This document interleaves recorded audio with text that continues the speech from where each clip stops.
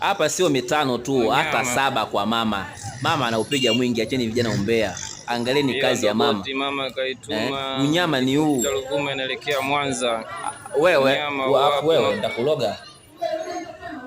Sasa unafikia mimi mtoto wa nani? Ndo mambo ya Ruvuma. Mimi mtoto wa mama. Vitu vinatoka kwanza bila mama we bado. Inasafirishwa hapo. Wewe ulizaliwa na baba? Mwanza. Kila mmoja alizaliwa na mama. Kwa hiyo mache mama aupige mwingi. Nyama wapo.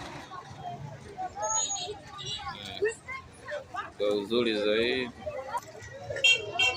Mama huyo hapo, kazi ya mama hapo. Pigeni majungu sana, lakini mama anaupiga mwingi. Ongeeni sana vitu vya mama unavyoona. Mtaongea sana, lakini ukweli ndio huo.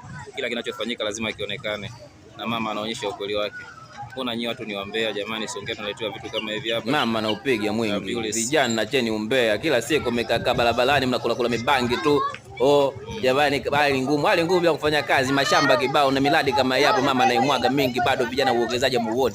Nyinyi mtaka uchawi au mkalale kama mmeshindwa kufanya kazi? Mama mitano mingine kama zawadi, watu maisha yaendelee mbele. Ndio Songea yetu jamani. Chani wangu dachi kulitongola mitano kama zawadi. Piga mwingi mama. Acha ongee, watasema na bado mpaka waseme.